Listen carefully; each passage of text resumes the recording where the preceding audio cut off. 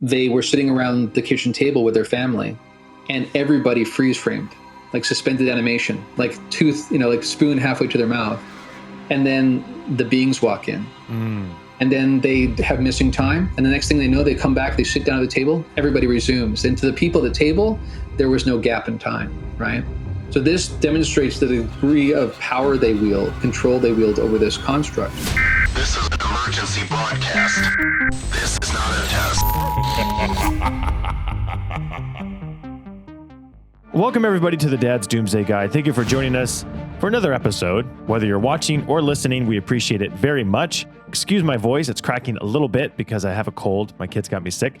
And hopefully it's not as bad as last year. Last year was terrible. After Christmas, I just got slammed, constantly got sick. Ended up being on antibiotics, and I don't think antibiotics are good for you at all. Well, besides saving your life in certain bacterial infections, but in terms of what it does to your stomach and kind of your body, it kind of screws you up. Screwed my stomach up. I can't handle it like I was a kid. When I was a kid, I got on antibiotics and I powered through that like a champ. Now I can't. It's terrible. Anyway, enough about my personal problems. I hope everyone out there is doing good. I hope your guys' families are well. I hope everyone's healthy, doing great. You guys are killing it, making money, or maybe not making money, depending on your outlook on life. Maybe you're meditating in a mountain somewhere. Whatever you got going on, I hope it's going well. Big news today, guys. We have a survey, all right? And the survey, by doing the survey, you can win a free shirt, the Dad's Doomsday Guide. We're trying to get shirts made now. I'm working on the design, as I mentioned last week. And as soon as we have those, we're going to be giving away 5 free ones. So in the description, you can find the link to the survey. You fill out the survey, and you automatically get an entry in to possibly get selected to get a shirt.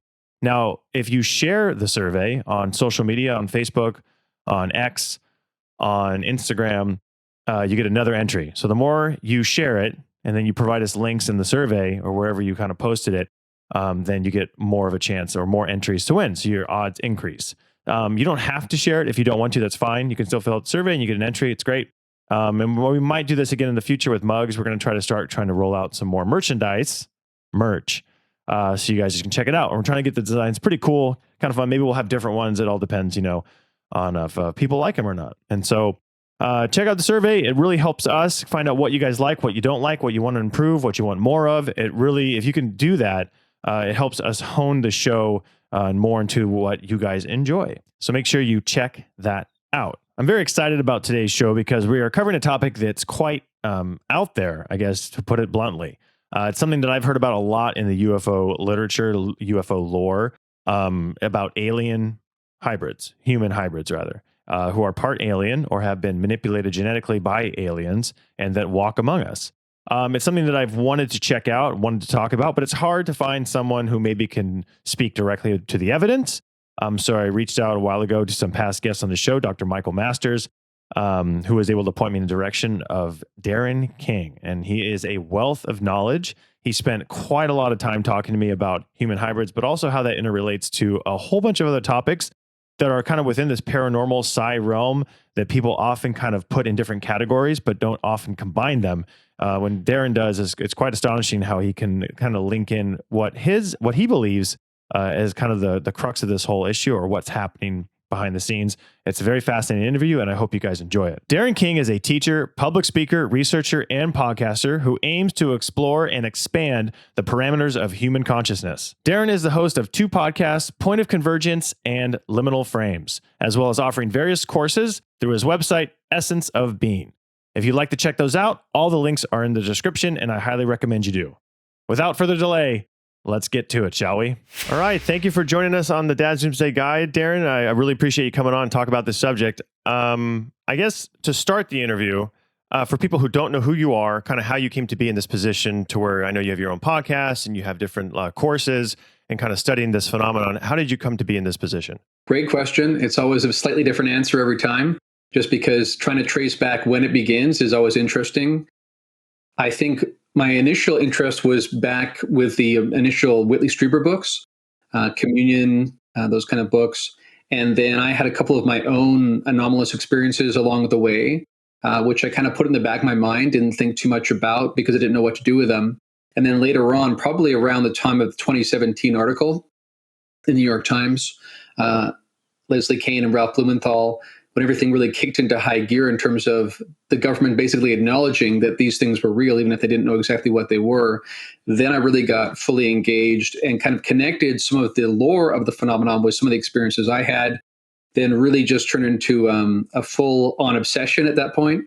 I started a podcast and that really took off. And then I started a second podcast. It was kind of more of a conversational format. And then that led to some friends of mine, colleagues that were traveling across the country, happened to come across my podcast because it was recommended. Those people ended up being associated with the John Mack Institute, which led me to becoming the communications director for the John Mack Institute. So all that's kind of connected together.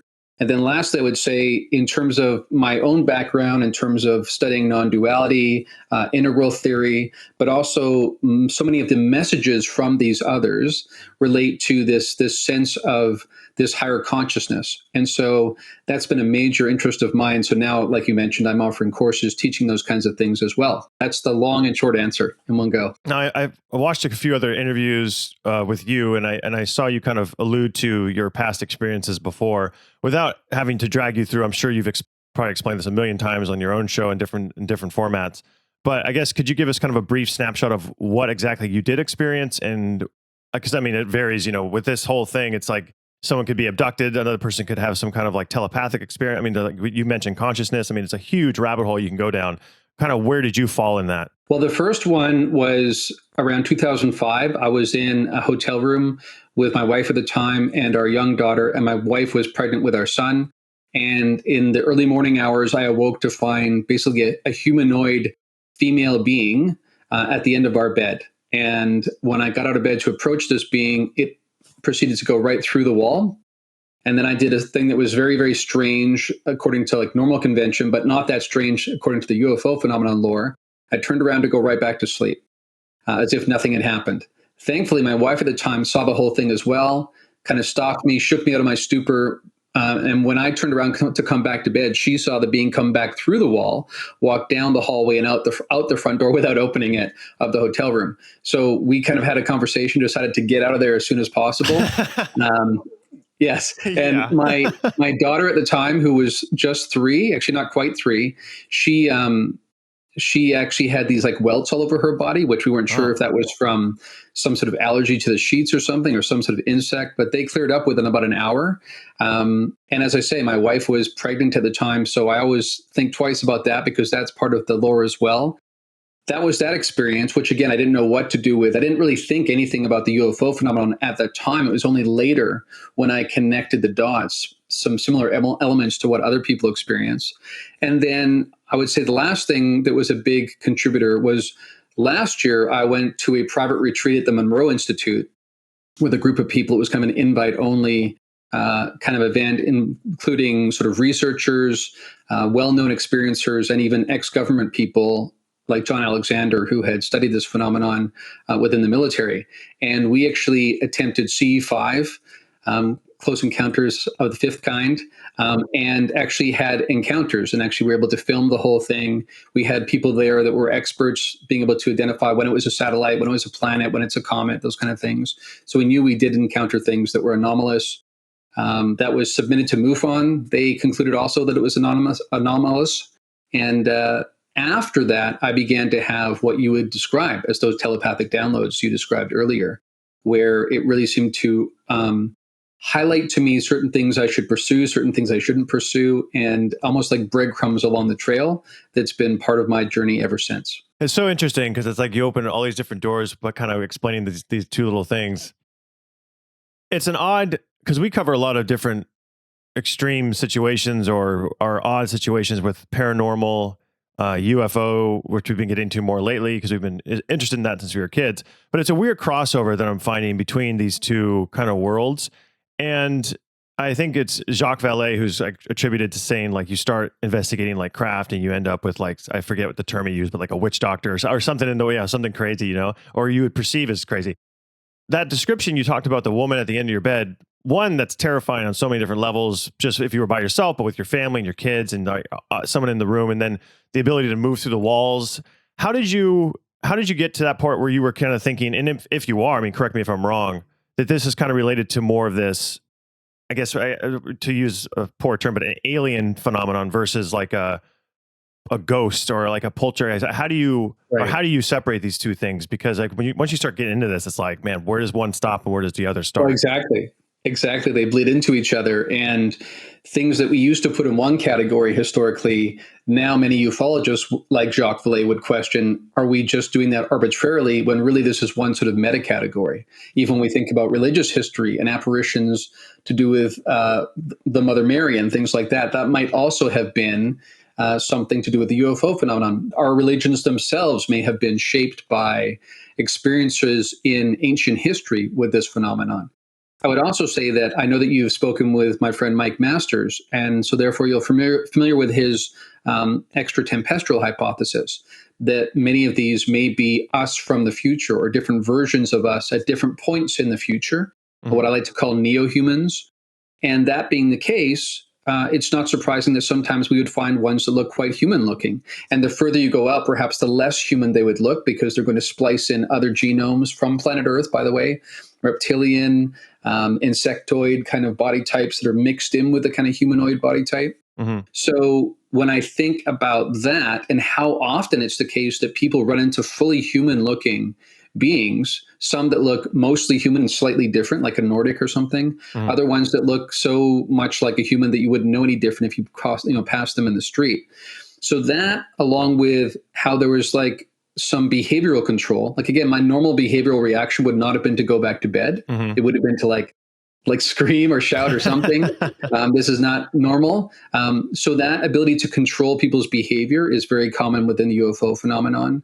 And again, just how my wife at the time was pregnant. There's the whole intervention in terms of the hybridization program, genetic material, even augmentation, apparently in our history. All these things sort of play into why there are many elements that make me wonder if that was what that was. I don't conclude that it was because I don't have enough evidence either way, but it definitely makes me wonder. Yeah, it's interesting you said, so your wife saw that all transpire as well. And did you or your wife, I guess, were you into the subject before, or was this like the first time you guys were like, whoa, and then that started you guys down the path, or? I had been into like Whitley Strieber's books when they first came out in the late 90s, but hadn't been for quite a while. So it had gone years basically since I had any interest in it. And even when we had that experience, it's so like out of the normal. And I remember bringing it up with family and friends, but everyone was like, huh, like no one knew what to do with it. Right. And no one really wants to talk about it. Yeah. So at the time I didn't have enough expertise with the lore of the UFO phenomenon to recognize that those elements, were very common within the UFO phenomenon lore. It was only later, after the 2017 revelations, that I began to put two and two together and wonder if that initial event might have been related to that. And it's interesting you mentioned the telepathic download starting, because I've read a lot of different books. I've had guests on regarding near-death experiences, and I think it's an older one. It's Saved by the Light. I think it is the gentleman who got struck by lightning. And one of the things he talks about is later he started getting like telepathic downloads from where he was. It's just all so strange about how all these things kind of overlap and relate with one another. Well, totally. And you may be familiar with the Free study, the Dr. Edgar Mitchell Free Foundation, which is now CCRI. They studied all of these related phenomena. And actually, the reason why my podcast is called Point of Convergence is because of that very reason. There's this convergence between these different kinds of non-ordinary experiences and how they not only have certain things in common in terms of what you experience, but often how it changes people after the fact, both in terms of their worldview changes. They become, less materialistic, more concerned about the planet and being connected to other people. They are less, focused on the usual trying to get ahead kind of thing. They lose their fear of death, which is interesting. Not just people who've had near-death experiences, which would make sense in that case, but even people who contact what they perceive as non-human intelligence or aliens often come back with their worldview completely blown open and changed, because they realize that the usual parameters we've used to describe reality is woefully insufficient. Not only do they think there's more to reality than we see here, but they're not afraid of death because they just see that as another door kind of into a different dimension. And like you mentioned, there's often these after the fact kind of capacities that come online, like either for telepathy or even in some cases telekinesis, often things like precognitive dreams. So these different psi phenomena are associated with each of these, what Ray Hernandez calls these contact modalities. It's really something else. I know, and I guess we can kind of deviate back to some of the hybrid stuff. I'm sure we can go branch off into anything else as we come to it. But our original discussion was with Michael was just like, hey, I would like to talk about human hybrids, and what you discussed kind of dropped a couple things with regards to your wife and kind of that first experience. Now, the idea of human hybrids, for people who kind of shy away from that, I heard you mention it in another interview, and I kind of tend to agree. It's like, I think a lot of people just want to think of this as like ships coming from somewhere, and they don't want to kind of go into all the other kind of underbelly of everything else, because it is kind of concerning. It is kind of like, even if, whether you think their motivations are good or bad, the fact that they can do all these things, if you do take that as truth, it's kind of worrisome, I guess, because we don't have control anymore. That's all gone pretty much. So I guess the idea of human hybrids, them walking among us, where did this idea originate? And I guess where do you think it's the best place to start to kind of lay the groundwork? Because I'm really interested in how this came to be and the evidence, I guess, that would show maybe this is actually happening, despite all of us not wanting to think it is. Absolutely. Yeah. I mean, there's a few points. And I think the word, by the way, that I would use, or some people use, is sobering when they think about that dynamic, right? Although I would like to introduce some notions that I think might shed some different light on that, because I tend to see it as primarily a positive move, and I'll explain why in a minute. Okay. But what this goes back to is what I kind of referenced before in terms of the hybridization program. So one of the central activities I'm involved with the John Mack Institute is working towards trying to understand what was happening to people back in the 90s when so many people flocked to Dr. John Mack because they were having these experiences, what they perceived as physical aliens in our physical reality, being taken on board craft, having medical experiments done, having reproductive material taken, so sperm in the case of men, eggs in the case of women, and then often actually being introduced to what apparently seemed to be hybridized children afterwards, something between like a gray alien, what we perceive as a gray alien, and a human being, them often recognizing some physical traits about themselves, and also just this sort of psychological, spiritual connection to this being, this child, this offspring, that they recognize that it's somehow theirs. So that's one big part of it, is that you cannot talk about the alien/UFO phenomenon of the 20th century and not talk about the hybridization program, because that was a central aspect of what was going on. People were not just being taken up on board craft to have interviews. They were having medical tests done, and then they were having material taken. And then apparently this was part of a vast scheme to basically develop hybridized beings that people would often see even like in kind of tanks floating in some sort of fluid, beings that look like half human, half something else, those kinds of things. So on top of that, you have people like David Jacobs historically who were interviewing and hypnotizing and going through hypnotic regression, different people who had experienced those abductions. And I want to caution here, because I think, as people know, hypnotic regression is controversial. And I think it's very important that it be done correctly. I think it's dangerous when you have a conflict of interest in terms of you've already decided on a hypothesis and then you're the one who's actually conducting the regressions. Because even if somewhat subconsciously or unconsciously, you may be biased in what you're trying to find because you want to support your hypothesis. So I'm not suggesting something nefarious necessarily consciously, but at least unconsciously, it might bias or prejudice how you conduct the regressions. But anyway, during these regressions, he basically found that this hybridization program was going on, and that part of the plan was to introduce these hybridized beings onto planet Earth, ones that looked exactly like us. You couldn't tell a difference than walking down the street. And David Jacobs concluded from this, and I would suggest he kind of leapt to a conclusion. I don't think some parts of this really are justified. But what he concluded was this was some vast takeover scheme. But rather than Independence Day, where they come here with craft and start shooting at us, or War of the Worlds, and these things rise up out of the ground, instead, he just slowly turns humans into kind of like zombie humans who are easy to placate, so they can just seamlessly come in and take over the planet when they're ready, and that this plan was happening over decades, basically. So that's sort of where the thought initiated, and you might have some follow-up, and then I can get into some of the additional aspects I think we need to consider about what's actually going on. Okay.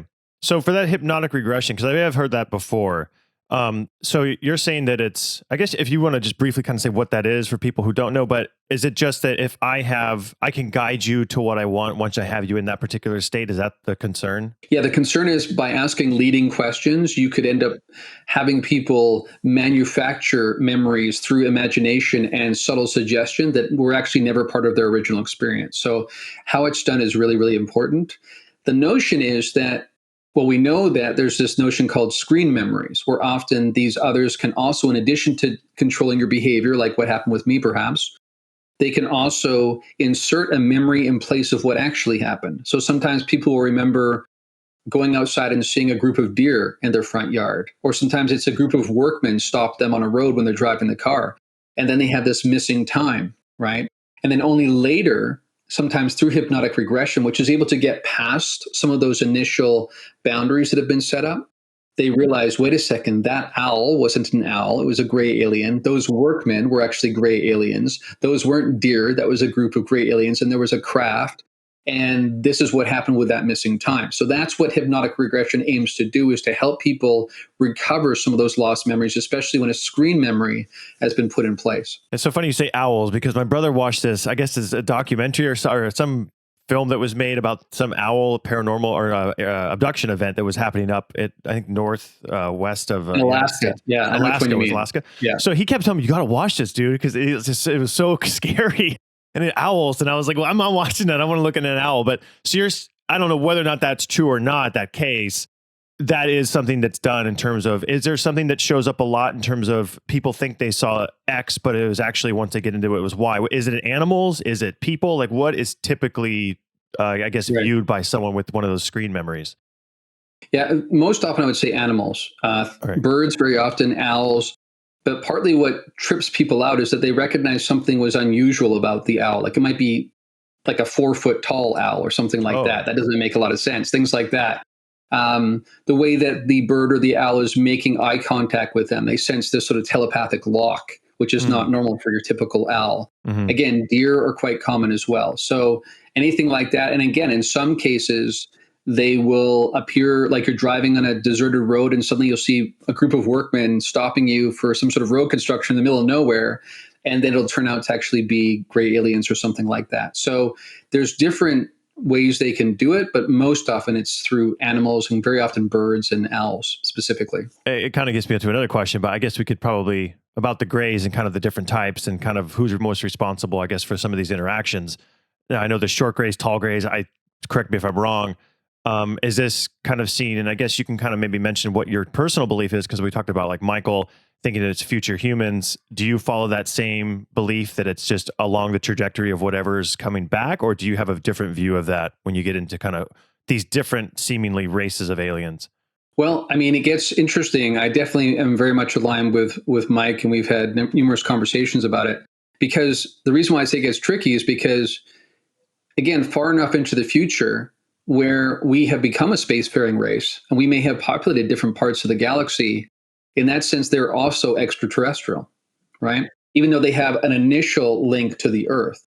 So the question is not just, are they extraterrestrial, or are they extratempestrial, or are they interdimensional, or are they cryptoterrestrial, right? Hidden on the Earth all along, or ultra-terrestrial, somehow physical and more than that. I think they're all those things. But what's really fascinating is that you can actually link all of that to this time travel thing, because if you, again, go far enough out and you start linking in or splicing in different genomes, again, when you see a giant, like 8-foot tall praying mantis, why would an alien look like an 8-foot tall praying mantis, a space alien from Zeta Reticuli or something? Makes more sense that the least of a stretch is to assume somehow they've spliced in the genome of a praying mantis from Earth. So I think there is a lot of evidence to support that. And again, I think what's interesting is time is not what we think it is. This is something they frequently say to us. The time travel piece, the extratempestrial piece, is not just based on the really strong evidence that Mike's put forward with his background specializing in evolutionary biology, saying that they must be related to us. It just, to him, it's staring us in the face. That cannot just be a fluke. But in addition, there's other elements that match too. And what I would suggest, they often say to us, we are you and you are us. Or they'll say sometimes we are you from like 500,000 years in the future. They'll sometimes give a specific date. And also, even in the past, when they have told people that we're actually space aliens, and sometimes in the early 20th century, during the Space Brothers and that kind of thing, they would say, we're from Mars or we're from Venus. I think in those cases, they were actually trying to cover up the fact that they were time traveling neo-humans from the future, because they were concerned about basically corrupting the timeline. So they let people believe they were space aliens when really it was more complicated than that. So yes, I think all the hypotheses are in the mix, but they can also all have their root in this future human aspect. Yeah, because you mentioned the praying mantis and splicing. How much of that is they're actually doing that, and how much of that is, like, to your last point, is they're trying to confuse us or not let us know what the truth is, what is actually happening, in the sense of they're putting up a screen memory of something ridiculous, right? That's why skeptics they can always point to the, oh, hey, you saw a werewolf. Oh, hey, you saw this ridiculous thing, therefore it's all bogus. When really it's like, are they just kind of giving us these things so we really don't have anything solid to go back and say, here's the evidence. Everybody look, it's always like, you're going to be ostracized. You're going to be made fun of if you come up with some of these things that you see. How do you think that balances out in terms of them trying just to disguise what's happening to us and everybody else? Yeah, it's a good question, and it's a complicated question, because I think it's a little bit of everything. Because on the one hand, some of them that interact with us, I think, are at the point where they're basically post-biological, post-physical altogether. And they, when they come into this construct, can take whatever form they need to. So I wouldn't bet on whatever form you're seeing in them being their actual form necessarily. But again, because we have different points in time where they're coming back, and I think I agree with Mike on this, that it's not that far in our future that we will develop the capacity to time travel. So some of these might be coming from, 50, 100 years into our future. And those ones will look exactly like us. Their behavior will match ours. This also helps to explain why there are seemingly many different competing agendas, because different groups have different goals. Just like we know that in contemporary humanity, there's some very different views about how things should be done. So I think it's all of the above. I think, though, that the praying mantis is a consistent enough form that I feel confident that this is actually the form that they do take in that case. Because in the case with, for instance, when it's an owl or deer or something like that, often things like hypnotic regression can uncover that. And then you find this really common experience with a gray alien, like you say, small and tall.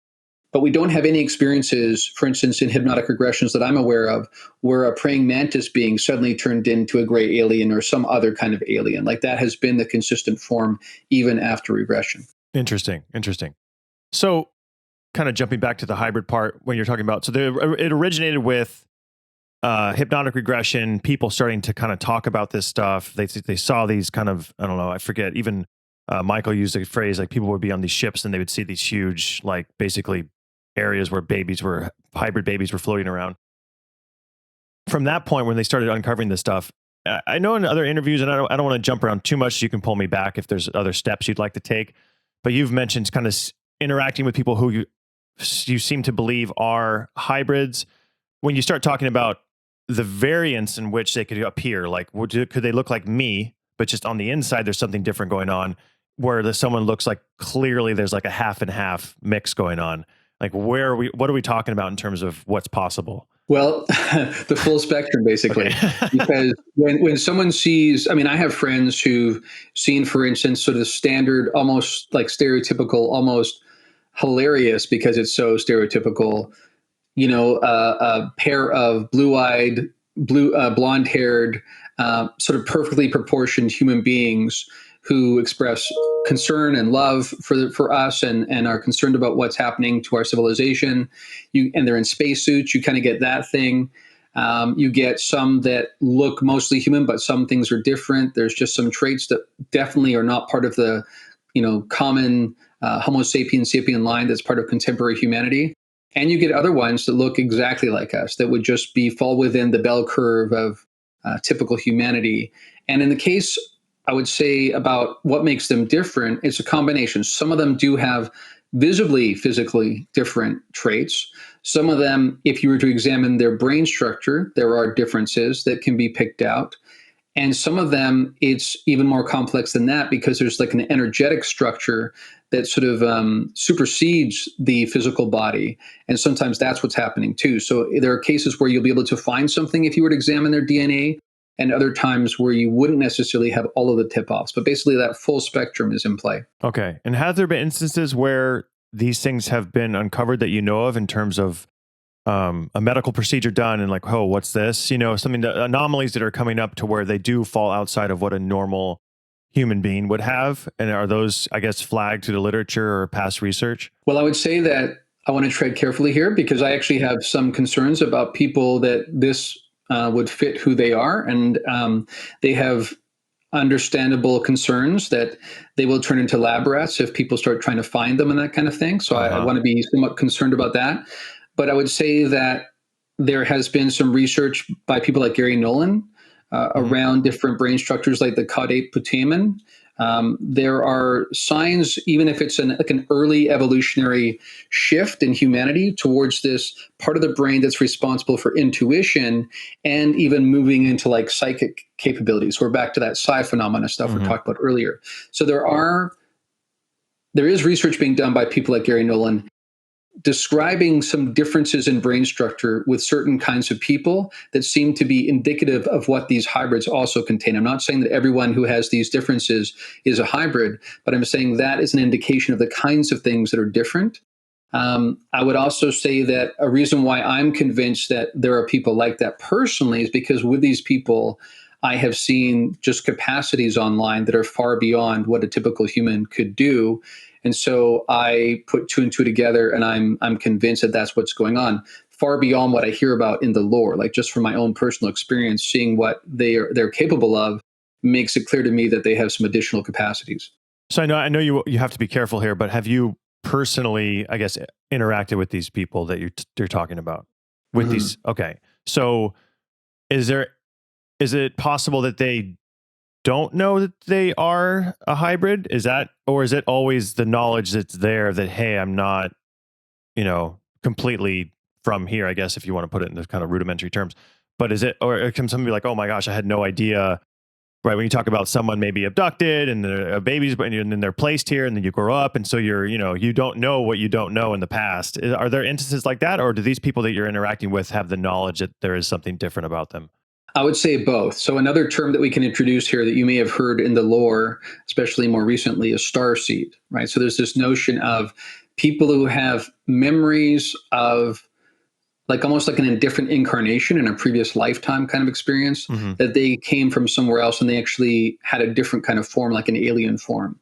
There are cases where people are abducted and initially experience all of the trauma, the ontological shock, the fear that is associated with the abductions.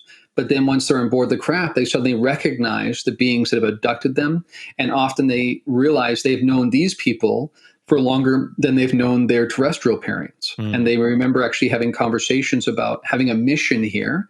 So one of the aspects that comes online is it takes some time to get to this point, but then you start having these signals that are meant to sort of wake you up that you're here for a certain mission and that you're not just typically human kind of thing. So many of the people, not all at all, but some people that have had these abductions also come to see themselves as kinds of hybrid beings. Now, those ones you might not necessarily be able to find anything if you were to study their genetics. So again, because there's a range here, but they often have memories of an existence that transcends the physical human form in this iteration. And so they view themselves as either starseeds or hybrids. So that's another part of it too. But again, what's interesting with those is that sometimes the abduction experience is the trigger event that wakes them up and reminds them of something larger, some larger context. And sometimes it's other events in life that after several decades, they wake up to this. Now, there are others, I would just add, that I think all along know that they are different. Like it's very clear, and they often have contact with these others from a very young age. And so for them, it's very, very clear what they are, how they're different, and what they're supposed to do. Okay. And then again, without outing anyone, some of the things that you encounter when you talk to these people and you say, okay, this is different, and they're demonstrating things that point to you that, hey, this isn't, I guess, quote unquote, normal. Is it mostly fall within the psi phenomenon, or does it branch out from there? Are there obvious physical differences, or the ones that you've kind of encountered, are they typically like, showing clairvoyance and different abilities that you're like, whoa? And you hear about those people here and there because people like to mock that whole thing like it's not true. But I've talked to like Dr. Edward Kelly, and I've talked to a lot of different people who like show the evidence there and how there is statistical differences. And it is very fascinating once you are willing to kind of drop the stigma and just look at it. Now, is that typically where this stuff lies, these differences? Well, and I would just want to agree with you. And if people are curious about this and perhaps skeptical or cynical, look into the work of Dean Radin. I mean, he's done so much really groundbreaking work with really rigorous protocols, scientific protocols, demonstrating that almost every human being has some psychic capacity, some more than others, of course. But actually what he found in his research was it's very, very difficult to find someone who doesn't have any psychic capacity. And what's even more interesting is when he actually looked at what was dissimilar about people who had no psychic capacity from those that do, because again, it's a very small minority that don't. What they found was actually a mutation, a genetic mutation in the people who didn't have any psychic capacity, which again points to the fact that the default is that we actually do have this capacity. Earlier on, you mentioned witch doctors or shamans. I would also point out that prior to the modern era, when people were hunter-gatherers and wandering around, and they needed to know, like it was a life or death matter to know where the food was, where there was danger, they were using these psychic capacities to a much greater degree than we are. So to some degree, our reliance on technology in the modern world has dumbed down our capacities. And I think, again, we can pursue certain activities. The remote viewing protocol, for instance, that the CIA ran through SRI, is an example of we can actually bring those capacities online and improve them over time. But to answer your bigger question there, I would say yes, psi capacity is really something that sets apart these what I would call hybrids. But there are some other things too. For instance, they can move their consciousness around. So they can, for instance, go into an event in history and not just reveal additional information about that event, but they can occupy the consciousness of the people involved in that event so that you gain much more robust information. And this also relates to how when people are abducted, sometimes they have this telepathic connection, but it's not just thought to thought. It's the entire presence, the entire history, all the dark secrets, everything about that being is exposed to them and vice versa. And some people describe it as kind of death. It definitely feels like ego death because your usual boundaries of what demarcates me and you is gone, is obliterated. And there's just this wide open awareness of each other's presence. And that's partly what leads to the huge worldview shift when people come back. But these hybrids I'm aware of have this capacity to be able to move across time as well. And they could go into any era in time and occupy the consciousness of a certain being. They can see with kind of like the third eye into details we wouldn't be able to see. And they can even like visually see things that would be opaque to us. I could go on. There's a lot of capacities that are quite remarkable. It was really interesting. I kind of have two different questions. One is like, I'm interested in any personal experiences you had interacting with this, even like for the first time where you're like, whoa, I didn't, having this revealed to you. And what's one thing to be theoretical and read about it. It's another thing to have it in front of you and have something happen to where you're like, wow, this is true. But then also when you talk about consciousness, that brings up a whole, when you're talking about the reason they're here and the reason maybe a hybrid's being created, is it to access consciousness? Because you have that whole thing about our interested in our souls, and there's some kind of like, malevolence attributed to that sometimes when we think about, something taking your soul. And I've seen you comment about this. So I don't know which one you want to take first, your personal experience about how when you first saw this and kind of how that affected you and what you saw. And then two, when we get into like why they're here, and does it have something to do with accessing our ability, consciousness, a soul, whatever is able to move in and out of this kind of body? Yeah, that's a very big question. Let me take a couple stabs at that. First thing I would say, just to sort of pick up where we left off. So we have people like David Jacobs historically suggesting that the hybridization project and the introduction of hybrids on the planet was part of some nefarious, malevolent scheme to take over the planet. That is not my perspective whatsoever. I would say that what we lack often, because we only have ourselves to talk to, most people anyway, we lose sight of just how aggressive we are, how primitive we are in many ways, how our technology has so outpaced our consciousness development. So, you can only do so much damage when you have spears and bows and arrows and swords. When you have nuclear weapons and bioweapons and even worse things coming online, that on the one hand could be used for amazing ways to transform a civilization and to raise equality and those kinds of things and remove the need for work and all these things that could happen with free energy and whatnot. But unfortunately, when you also have a very aggressive species that still is divided by borders and still has this adversarial relationship within its own civilization, you always have this concern about weaponization of these technologies. So we have increasing capacity to destroy ourselves and the biosphere along with it, while not having the requisite growth in our consciousness. And when I say consciousness, I primarily mean this deep knowing, this abiding awareness that we are connected to everything, to each other, to other kinds of beings, and to the planet, to the animals. And if we really were in tune with that, that would completely change the way we, for instance, look at the planet like a commodity. We wouldn't have that kind of relationship with the planet. We would look at each other very differently. I like to give this analogy of you don't have to worry that your right arm is going to attack your left arm when your left arm goes for a piece of cake, because you know it's going into the same body.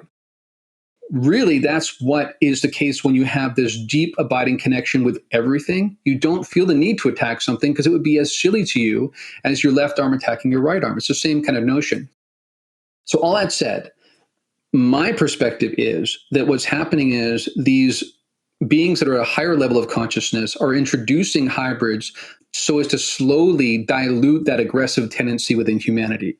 And that happens in a few different ways. One is that some of these hybrids serve as sort of like antennas for higher consciousness energy to pervade the planet. And that changes what the planet perceives, because the planet also is a living being, which again, I know people from a reductive physicalist kind of perspective are going to have a hard time really believing this stuff. This is how far off I think we are in some of our contemporary understanding.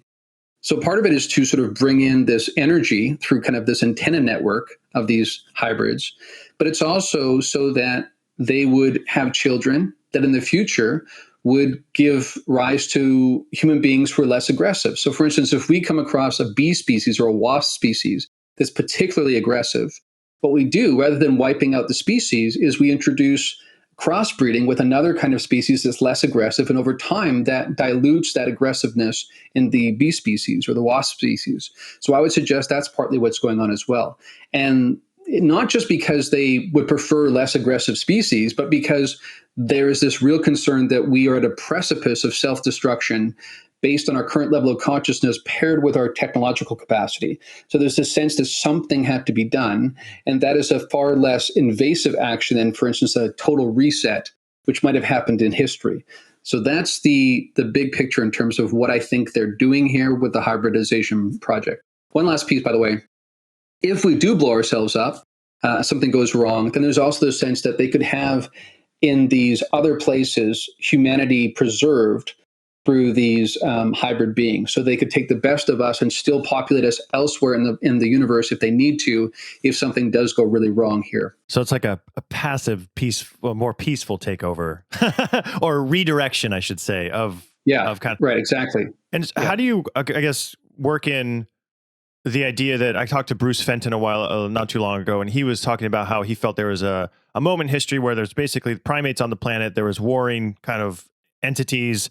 Something happened, kind of a backstabbing, if you will, and something got destroyed, and we were tinkered with, and with minimal. I mean, there's a whole, I guess, story there too.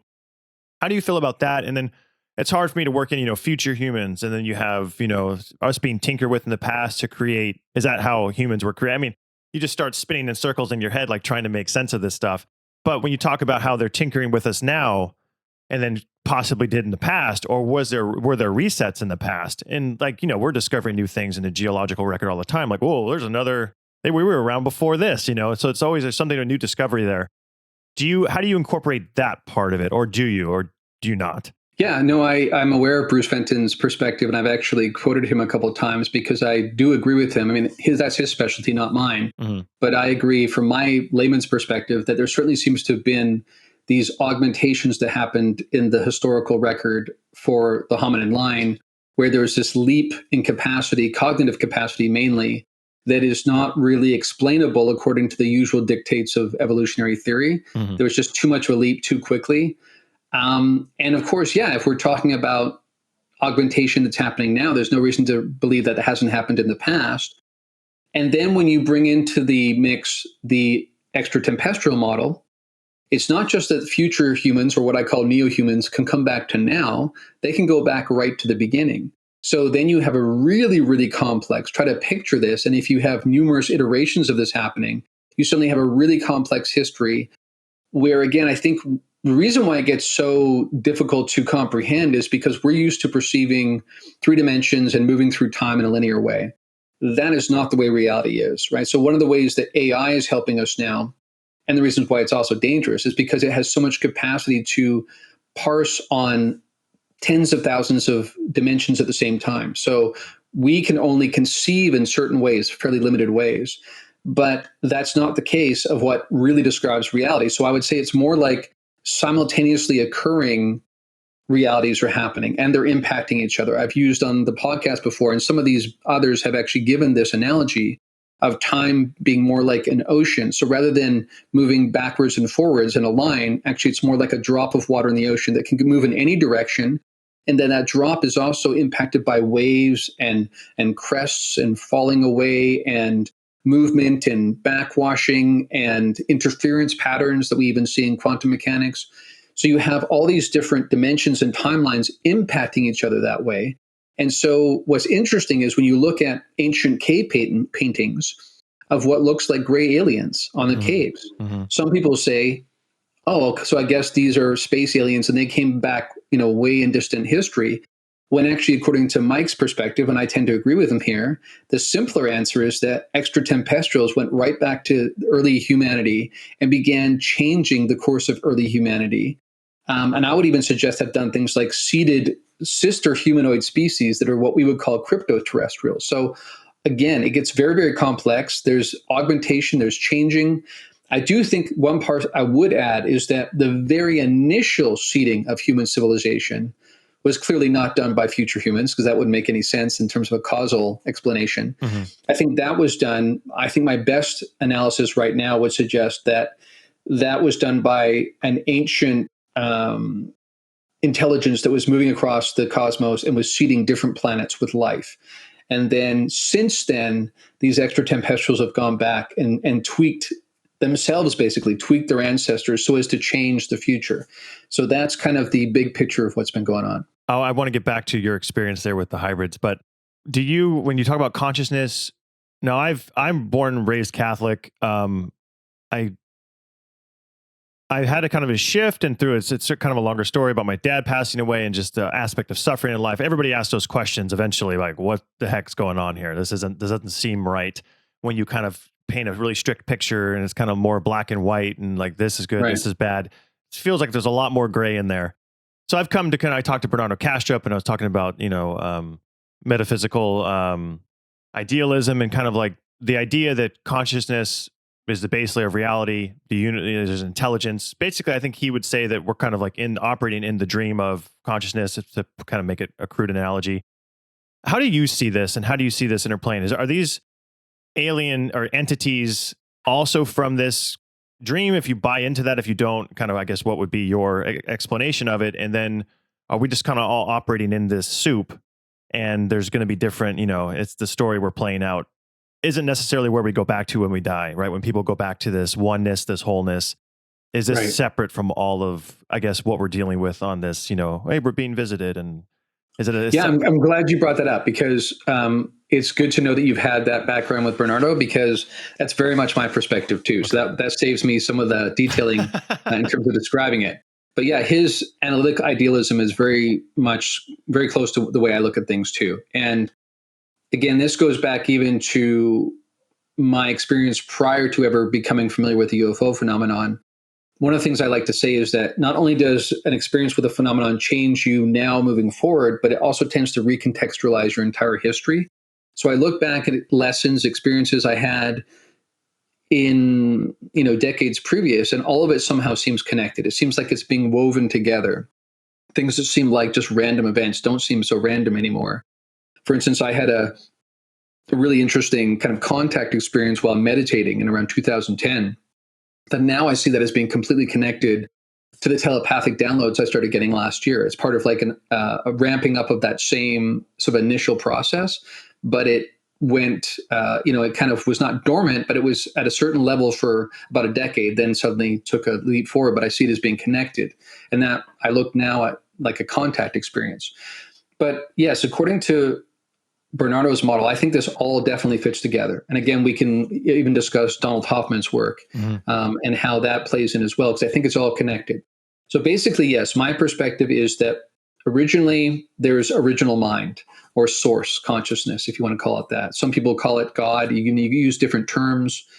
But the notion is that source is exploring itself in all the different permutations possible. And all these different life forms we see are basically an exploration of this. But ultimately, the nature of reality being a mental construct, that it being mental stuff, mentation processes. And part of the way that this became really, really clear to me is that I would have super vivid dreams where I became conscious. These were lucid dreams. This is pretty easy for me to do. And I can go through these dreams and I can test different things. And they feel just as physical to me. I mean, one, for instance, I was by the school building. I saw this red brick. And I went up and I rubbed my palm of my hand against this red brick and it tore my skin. And I felt it tearing my skin, right? So I came out of that. And if I were to say to somebody, wow, I had a dream and I think it's physical reality, they'd be like, what do you mean? It's just a dream. I'd be like, but I felt it in my skin. They're like, come on, man, you were dreaming. But then I would say to them, well, how do you know that you're not doing that now? Exactly, right? How do you know just because you have the sensation of physicality and we have the appearance of physicality? And again, according to Donald Hoffman, what we see as a physical world is really just icons on a desktop screen to help us move through an incredibly complex barrage of data that we couldn't possibly keep track of. So instead, we have kind of this simulation created through the evolutionary process that gives us things like, tables and chairs and human beings and cars and clouds. But that's not really the way reality is. It's just the way we see it.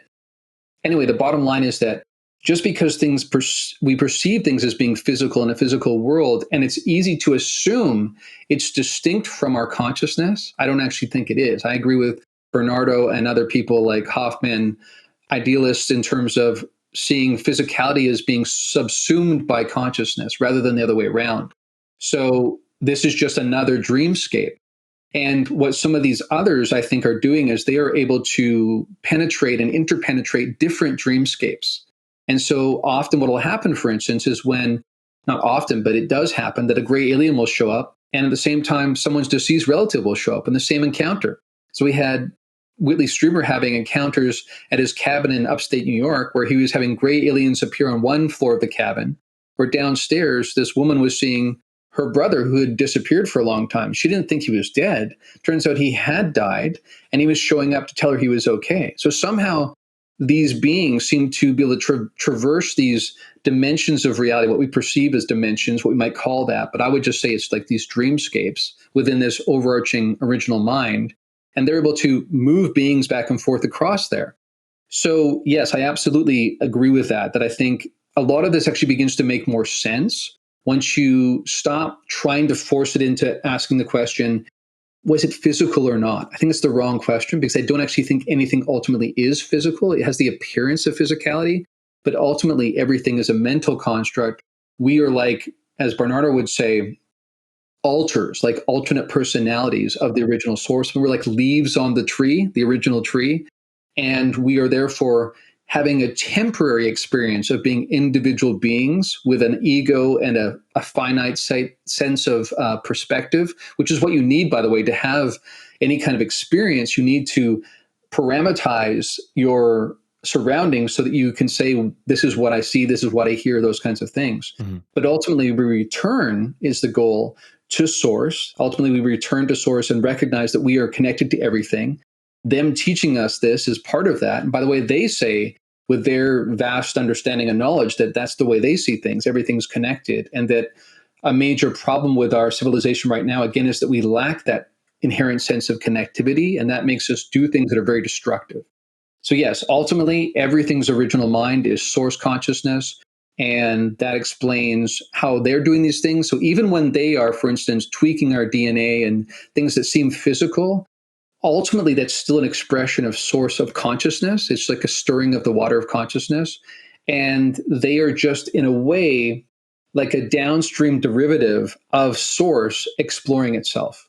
So rather than people going, my notion of God creating me has been supplanted by the idea that aliens have created me, I would say it's still all source. It still goes back to the same thing.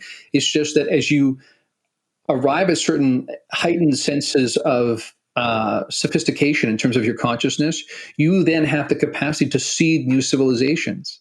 And that is also, again, part of this giant experiment of source experimenting with itself, exploring itself, and then ultimately returning to itself. Would it be accurate to say maybe that these entities that seem more advanced than us have been able to almost, like what you said, lucid dream? So they know more about where they are in that place, and they're able to kind of like move in and out of things. And would that be kind of, I guess, a way of looking at it? Absolutely. That's why for them, when we see them pass through walls, when they, like what happened to me, we can look at it like a physical structure and go, well, I think what they're doing is they're going down to the atomic structure and they're taking the atoms and they're separating them and blah, blah, blah, through some sort of quantum process. I don't think that's actually what they're doing. I think they can actually enter this like a construct, like a dream. And you can do things in dreams that you can't do in this world, right? Really, that's a limitation of consciousness interacting with the construct, I would say, rather than something inherent to the limitations of physicality. So I think, yes, they are working in that deeper structure. Let me just bring in one other piece. I've been really interested in the work of this physicist named Nima Arkani Hamed. And what he's pointed to is that it's very clear to him that space-time is not foundational. And this is, again, relates to what Bernardo thinks, right? And Donald Hoffman, that we see evidence that space-time cannot be foundational, which is another way of saying it's not really real. You have things like quantum mechanics, quantum theory, and space-time that is the derivative, like the shadow on the wall. So we think this is real because we're part of that construct. But actually, there's even hints already in the math pointed to deeper structures from which you get derivative aspects like space-time. So what that basically points to is a deeper structure of reality. And I think, yes, these others are able to work at that deeper structure. They have a familiarity with it. They can work at that level, which to us, still embedded within the space-time construct, looks like magic. It's kind of a philosophical question here because I've dealt with this a lot just with suffering in life and dealing with that. And I talked to Bernardo at length about that and kind of going with the flow and not fighting basically the trajectory that kind of consciousness is on. And you're always trying to like, do I want to do what I want to do? And I want this and X, Y, and Z to happen. And you'll be a lot happier when you don't do that. And it's very difficult to do. But I always wanted to ask him, and I don't think I did during the interview, it's like, if ultimately we go back to this consciousness and there's so much, I guess, happening now, what we're concerned about, whether it's the planet or anything else, like why should we care? Like, I don't know if you've thought about that. If ultimately we go back to this thing and it's just an experience, how for it to know itself and everything else, does it really matter what we do here? And not to be a nihilist. And it's like, well, we could blow each other up and all these horrific things can happen. And they kind of have throughout history, horrible events. What ultimately, why should we care? And I don't know, that's kind of a heavy question, but it's something that I've kind of thought about. I mean, I deal with that question all the time. I mean, That's exactly the kind of stuff I teach. And yes, I think that one of the components in this expanding awareness course that I'm teaching right now is called toggling between relative and absolute. And that's exactly what you're describing there, is that in an absolute sense, we're all connected, we're all the same thing. You killing me by shooting me is not really going to make me disappear. The most fundamental part of what I am cannot be destroyed because it was never created. It's just the illusion. And there literally have been wars fought around even non-dual perspectives that have suggested, well, it doesn't matter if I kill my enemy because I cannot really killing him. This is almost like a video game. So I'm going to fight with honor kind of thing. I think that's the wrong perspective because while yes, on the one hand, I think we can take solace that when difficult things do happen, we remind ourselves that anything that is really real, and consciousness is the one thing that is real, that because it's not created, it can't disappear, it can't be destroyed.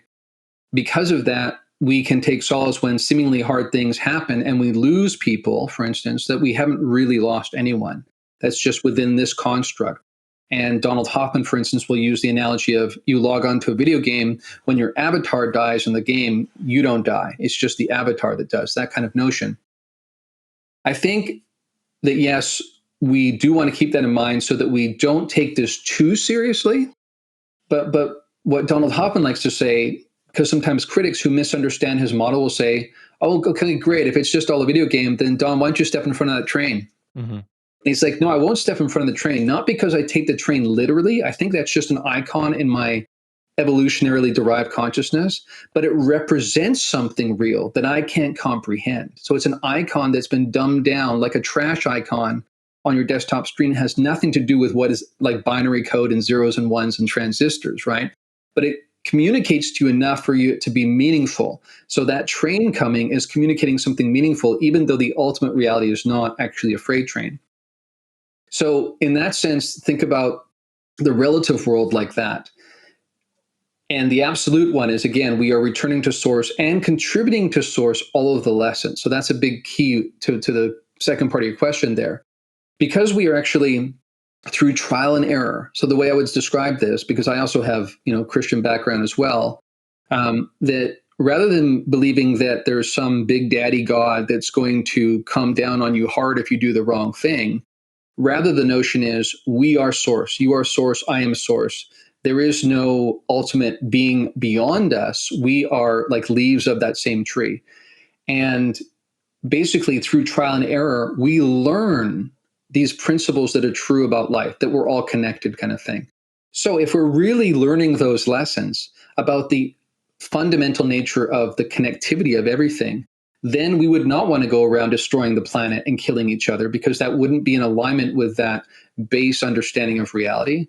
So I think that while we can understand on the one hand and take solace in the fact that we don't have to get too worked up about things that go wrong here, because this is just a learning ground. It's a school, I would suggest, for the evolution of consciousness. I would suggest that the entire physical world, all the things that happen to us, the things that come our way, are all meant to serve as the resistance training that grows your consciousness muscle. So if you don't go and work out, you don't have the resistance training, the pain you feel that actually builds muscle. I would say in the same way, that's what evolves consciousness. But again, with the goal that there is a trajectory in mind, and that is to return to source. So in addition to evolution, one of my mentors, Ken Wilber, used to say, you also have involution, this returning to source again. So that comes into play in terms of not taking this too seriously, but at the same time, still, because of we underlyingly recognize this connectivity, we also don't kill each other or plunder the planet because of that understanding. So would you look at near-death experiences and people who take psychedelics, maybe DMT? Now, I know Bernardo said you have to be careful because when you take DMT, you still, even in a near-death experience, you still have baggage. You still bring with you, right? Even though the brain activity is going way down, there's still some semblance of you, and you get into ego death and everything else.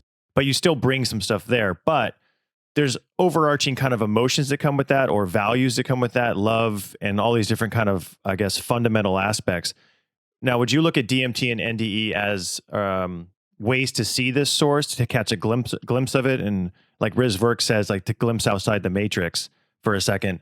And do you think those values that we do feel and kind of experience there are fundamental to consciousness? And that's another reason why you're not going to go plunder the planet and kill each other, right? Because it's trying to show you, I guess, underneath what it's kind of made of. I don't know how you describe that, because how much of it is evolutionary, I need to survive, I need to love my family, I need to take care of them, and how much of it actually is a thread that's coming from the source? Right. Well, I think what I would say is, and this might be surprising to some people, a couple different things.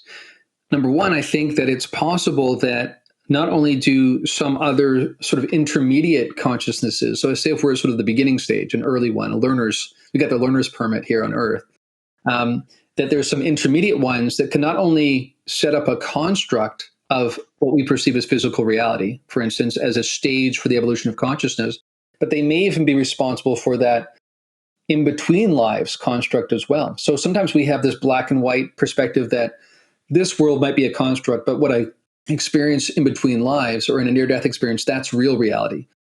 What I would say here, and again, leaning on idealism here, everything is consciousness. Everything is virtual in that sense, right? In other words, the only ultimate reality is undivided, seamless source that has the potential for everything. But the second you have manifestation, you are into a virtual reality. So in that sense, even the in-between lives is a kind of construct that's meant to help us along the journey. So what I'm getting at here is that even what we experience in between lives. And there's evidence of this, objective evidence that people will experience different things. So where you are in your consciousness not only changes what you see here and what you have access to. Again, I literally think, these hybrids, some of them are an example of, as your consciousness raises, you actually fundamentally change your relationship with the physical world, for instance. You can start doing things through mental intention alone, right? Mm-hmm. Because again, ultimately that tree is not really physical. It's a tree in a video game, and I learn how to directly interact with that, basically. But the notion is, even in between lives, what you see, what you experience, whether it's you see Jesus, or you see Buddha, or you see relatives, or you see light beings, kind of cross the gamut, right? I think what's interesting is when you do look at cultural studies between what do people in Asian countries experience in near-death experiences, versus what people in North America experience or Europe, it's different. So then you have to ask yourself, is it because literally North Americans go to a different afterlife place than people in Asia? Or is it the case that somehow, again, because it's all a mental process, that the notions we have actually seed what we experience, and vice versa? In a sense, kind of this reciprocal kind of process. So I think that's part of it. What we experience in between lives is meant to give us the information to keep moving forward. And that will vary depending on the person and what level they're at. And again, one thing I said in a recent podcast, for some people who feel like they're trapped in a alien dominated paradigm that they can't control and they feel like they have no agency, I would say, well, number one, don't assume it's nefarious, because I think the ones that are most overarching in terms of their control of this paradigm actually have good intention in mind, because again, they're just closer to the source connection, right? That's why they are that way. But what I also point out is, when you think about the great saints and sages of history, Buddha, Jesus, Ramana Maharshi, Lao Tzu, these different historical characters, you can vault beyond this construct altogether, what we call enlightenment. You can transcend this mortal experience altogether. In other words, you keep coming back as long as you need to in this sort of construct to learn the lessons you need to. So one thing that's interesting about Western people versus Eastern spirituality in terms of reincarnation, sometimes Western people go, oh, phew, we get to come back over and over again. Whereas actually the original notion is to be able to transcend having to come back. Mm-hmm. The goal is to get into this like post-physical, interconnected kind of place, right? Place, set in quotes. So again, you have that capacity as well. You come back as long as you need to, because you still have lessons to learn, what we would call karma, but you can also transcend that altogether. And so for you personally, when people pass away or and people always think about this, and I would talk to Bernardo about this, is like, wanting to see my dad again, wanting to give him a hug again, wanting to talk to him again. But then when you talk about maybe some of this is, the intermediary reality of it, and when you pass that and go to the source, like, how do you envision that being when you get there? I mean, have you had either, or some people don't like to really discuss personally what they've done, like with psychedelics, but any experiences that would kind of lead you to believe of any particular conclusion when you think about what's past the NDE, right? For the people who come back and talk about it, if you keep going, what's there? What do you experience? How do you see that playing out? Have you thought about that? Yeah, well, I think that one thing I would point out again that's illusory about our experience of time as well as space is that because all of these are virtual realities, if 500,000 years from now, some element of who you are that exists then needs to see your dad the way he was in 2020, you can do that, because there is no space-time, right? That's not the ultimate nature of reality is not spatial temporal at all. That's very, very hard for us to wrap our heads around, because that's the only way we have to qualify what we experience, right? Everything we experience is in space and time. But again, even cutting-edge physicists are telling us that's not the fundamental nature of reality. But the point is, because therefore, again, this doesn't make it non-real either. Like, again, Don Hoffman, it's not that train is completely illusory in the sense of it has no meaning. It does represent something real. That's why I don't step in front of it, even if I don't take it literally. In the same way, you and I right now are avatars, and we take each other as seriously as we need to have this kind of interaction in this construct. And I think we should do the most we can to make the most of whatever construct we're in. But the good news is that if we need to commune with each other, revisit something that happened when you're 5 years old, that's completely available to you at any iteration, basically. So nothing goes away, including even the instantiations along the trajectory towards return to source consciousness. So in that sense, in the most ultimate way, we really don't lose anything. That all of these things exist in the same way that you can imagine a video virtual reality game you go into. You can actually store that in memory somewhere, so you can go back and play it over and over again if you want to, or to your heart's content. That's there too. So this really, I hope, will make people relax more and find more solace, because again, we really don't lose anything. And even the temporary, illusory feeling of losing something is meant to be part of the training we go through as we return to source consciousness. So there's a reason for it happening. There's a reason why we feel pain, just like there's a reason why you feel pain when you're building muscle. But ultimately, anything that's really real, you cannot lose, because it was never created to begin with. It was not really one of these virtual realities. So it gets complex trying to parse all out the absolute to the relative. But I think one way to sort of help people understand is that anything that matters to you, you will not lose. And for instance, some people who maybe didn't have that many close familial relationships, but were really close to their animals, often when they have a near-death experience, they encounter their cat or their dog, right? Because again, whatever that little bundle of consciousness is, represented as a dog or a cat or as your uncle or whatever, is still available, because again, space-time is not real. All of these virtual scapes within this overarching mind, original mind, is always available. Yeah, I remember an NDE story where somebody actually had an experience where they felt the emotions, like you get the life review and you kind of switch sides. You can experience everything from every point of view because you are everything. But they were experiencing with even their pets were feeling emotionally when they were talking, when yelling at them or lashing out or whatever they were doing. So I found that really fascinating, because it's not something you see put up a lot in terms of just consciousness itself being the important part that's linking all of us together. Let me just quickly jump in on that, because I think that's a great point. The life review is a really key aspect, because say, for instance, somebody has a nefarious view of aliens controlling this construct. You'd have to ask yourself, well, why would they give you something like the life review? Because what the life review seems to do, like you just pointed to, is it actually helps you feel and experience the interconnectivity of everything. And the people who've had those NDEs and come back, or even people who have contacted apparently non-human intelligence and come back, they do look at their interactions completely differently. They don't see other people as adversaries. They don't feel this need to get ahead financially so much, because they know the whole thing is temporary.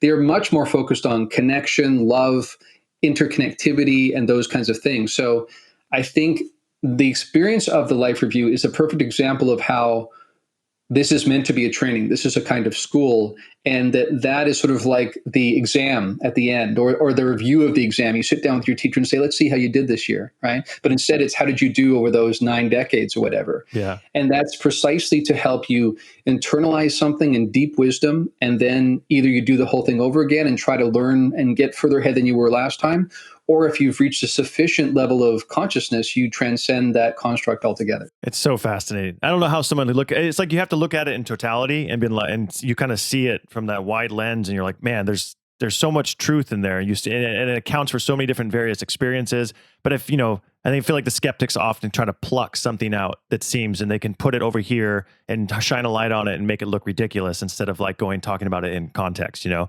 that drives me crazy. Usually because they have many, many metaphysical assumptions they're making, right? This is something Bernardo would point out, is that they take because they are the dominant paradigm right now in contemporary society, they take for granted that certain ways they see things are just the way things are. And once you have those assumptions, then some things will look silly according to that paradigm. But of course, the real question is, are those assumptions justified? And I completely agree with Bernardo and Don Hoffman and these other people that at this point, not only is physicalism as a model of reality unlikely, but it's completely untenable. Like, we have all the evidence we need already to say that this is not a correct model. Mm-hmm. It's woefully misguided, and it's actually kind of pathological. Many of the problems we have in the modern world, personally and collectively, are a direct result of that misunderstanding of the way reality actually works. Yeah, it's so true. I saw a tweet from Bernardo not too long ago. Basically, he was making a few different statements, and one of the things was that kind of our idea right now of metaphysical reality, or reality and material reality is going to like fall away and this will replace it in the next, I forget how many years he said. Did you see that one? Yeah, I did. He mentioned our understanding of time is going to fundamentally change. Mm-hmm. We're going to realize we've had interaction with some sort of other kind of intelligence through our entire history. And yes, that idealism will replace physicalism as the dominant model within the next couple decades. Yeah. And to me, he's such like a pragmatic, very intelligent person. Like, and to make those kind of claims and put it out there, it's kind of like it's kind of like, whoa, that's interesting. Well, and he used to be a physicalist, just like I used to be at one point. Mm-hmm. He literally worked at CERN, right? So he was like in the heart of the physicalist paradigm, thinking that by smashing atoms together in this giant machine, we're going to learn about reality. And he was actually tasked with trying to work on artificial intelligence in an early version of that. And it's actually in exploring that he really realized, wait a second, this is not reality. This is not how consciousness works. You can't make it from physical stuff. And then he kind of worked backwards to realizing, had this epiphany that his entire way of believing about the world was incorrect. And he actually had to sort of like recant and repent because he realized he had been so mocking of some people who had more of a spiritual perspective. When he came around in the long run, based on evidence, to believe that idealism is a better model than physicalism. And I hate switching gears sometimes because I find this part of the track of the conversation so fascinating with philosophical ideas and kind of what happens in the consciousness. I really love that topic, but to kind of like revert back a little bit toward hybrid, and I'm sure it'll bleed back into that. And I do want to ask you about paranormal, and to talk about, because as a religious, you brought up Christian, so you kind of have that background in terms of, and we've interviewed exorcists. It's like there's the idea that if you open yourself up spiritually to that you're putting yourself at risk in a way. So I do want to revisit that, but quickly for the hybrids, when you talk about your own experiences and when you kind of first saw that, do you have a particular instance? I mean, I know people love hearing stories, but when you first encountered that, was it something that was obvious to you? Were you told like, hey, I'm not from here? And how did that play out for yourself in terms of you finally accepting what you have heard about in terms of hypnotic regression? So a couple of things I would say. The first thing I want to point out that links together these two parts of the conversation is, remember I said that some of these hybrids I know can go into anyone's consciousness and experience reality from their consciousness. And then we talked about a life review, right? Yeah. And what happened in the life review? You can experience the consciousness of your cat, right? Mm-hmm. Or your uncle or your worst enemy, right? And you suddenly have a completely different perspective because you understand the fullness, what I call total presence telepathy, right? Like being fully aware of that person's beingness. So that's really interesting because basically it shows that even we eventually have the training wheels taken off and we experience, this is what it feels like to be that person and this animal and blah, blah, blah. So that's the first thing I would say is interesting, that we also have that capacity. And to some degree, we have a limitation placed on us in this construct, just like, when you're in a training program, they might put certain parameters around you to get you to work a certain skill kind of thing, right? Mm-hmm. But in terms of the hybrid thing, so another example would be them being thousands of miles away from me, but being able to know what I did the day before or something. They're able to tell me exactly where I was and what I was doing, and something that there's no record of that. So how would they know that? And even knowing how I felt about something, that kind of thing. Another element would be that, say, for instance, there's some sort of historical event within UFO lore that I want to know about. Sometimes even just me thinking about it, this person could access that and then be able to pull out additional details that I'm able to, along with colleagues, sometimes later corroborate were part of the historical record. So in other words, just like with remote viewing, right? What happened at SRI is that the CIA and other intelligence groups and the military would find other ways of corroborating that, yes, indeed, that person was seeing something in the Soviet Union across thousands of miles. Somehow they really were accessing something and could draw something that turned out to be a real piece of equipment that was found right later on, kind of that kind of thing. That happened to me. That partly is what made me so convinced, is that I was able to corroborate some of these things that they told me were the case, and then find out later on through the historical record, but really obscure historical record, that's not part of the usual UFO phenomenon lore, that yes, indeed, that person did have this relationship with this person and they knew this thing over here, and just be able to put together things that no one's put together. And what's also interesting is sometimes these hybrid beings don't have a passion or an interest in ufology, actually. This is just their reality, right? So sometimes, I can be able to put two and two together and then corroborate that, then yes, indeed that happened, and they must therefore have been accessing something. But it's just the kind of thing that you cannot access through conventional means. It's only after the fact that I'm able to do some checking and find out that that indeed was the case. But the biggest one is those things about them being able to know what people are thinking and feeling in different places around the planet at the same time. Sometimes there's even like a syncing of dreams that can happen as well. A lot of evidence, actually. I have no doubt about it. Let me put it that way. What's interesting, again, in light of these bigger metaphysical conversation we're having, this all connects together. That's the part that's most fascinating, is that it's not like you have to just take these things on faith based on that little sliver of evidence, but actually, when you pair it to this metaphysical model of idealism, everything being a dreamscape, everything being connected, everything ultimately being the same consciousness, an audience of one, an actor of one, ultimately. When that's the case, all of this begins to make sense. It all sort of pieces together within the same model. And does the government, it gets interesting because I've asked Michael this and other people about them being contacted by intelligence people, them being kind of given some information, ex-intelligence. Now, is the government aware of these hybrids? And I imagine they're not aware of everyone in every case who may have this. And is part of them not wanting to, I don't know how many or how many you've contacted over the years, but how many of them are hesitant because of that, to be known by official authorities and being then prodded and, like you said, turned into a lab rat. Right. And I'm deliberately being a little bit obscure there because I don't want to be too specific about like how many I know and things like that. Yeah. What are the addresses and phone numbers? And where? Yeah, exactly. Where would we find someone like that?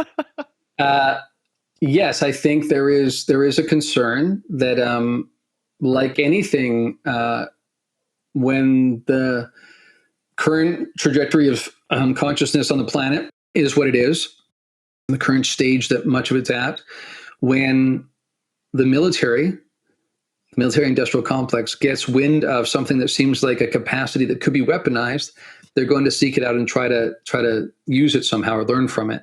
So that is a concern. Yes, like I pointed out already, there are people, again, I'm not going to specifically name names, but there are people that are studying this, that are beginning to recognize that there is sometimes signatures in the genetics of people that have different capacities. And again, I would even point to sort of like this shift happening in human consciousness. We're already seeing early evolutionary shifts towards this. This is, again, sort of ties in with Mike's work in terms of the extratempestrial model, because what he will point out is that if you just take the current trajectory of human evolution and you run it out over 1,000 years or something, you end up with something like a gray alien, right? So he's saying basically just already on the trajectory we're on evolutionarily, more childlike faces, larger brains, larger eyes, these kind of things are already, a trajectory we're on. So in the same way, I would say that some of these heightened capacities you see really evidenced in some of these people I would identify as hybrids. We're already seeing some people that are moving in that direction from within the normal human population, where we're seeing this divergence of like these, like again, the cont'd in terms of these extra connections that allow for a great of intuitive and kind of psychic insight. So yes, it is being studied. It's early days, I would say, but I would say, yes, some of these people are concerned about, for instance, they wouldn't want to have to end up in a hospital and have their blood taken or something like that because of concerns that there'd be some sort of flag that somehow is being watched for, right, by some overarching governmental body. So I'm not saying I know that's the case, but I know that some people are concerned about that possibility. Is it more common than people think to believe? Like, I mean, like when I walk down the street, I mean, are you passing them and you don't know it? Like, I'm not trying to like stoke any fear amongst people, because it's not necessarily like something that they even know maybe about themselves or they haven't tapped into or whatever else.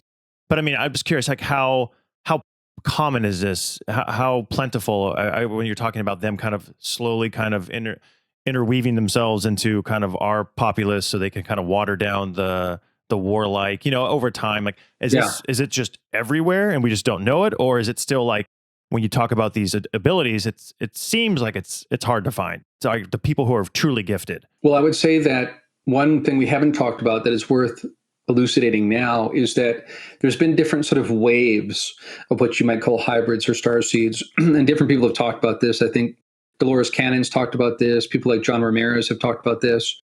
The raw contact material talks about this, which is channeled material. I think this is another example where we see corroboration for the general thrusts of this through different kinds of sources.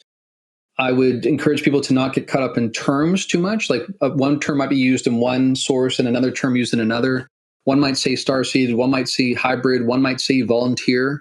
These are different terms that are used, but I think they're generally referring to the same kind of person, where there are, so like the first generation of what you would call hybrids or starseeds served a certain role. And then there was this increasing capacity each time. So like the third wave would be the ones that are the most augmented in terms of their capacities. Their way of actually dealing with reality is different than the average person. So in terms of who you cross on the street, it could be any one of those waves, right? So some are sort of further along than others.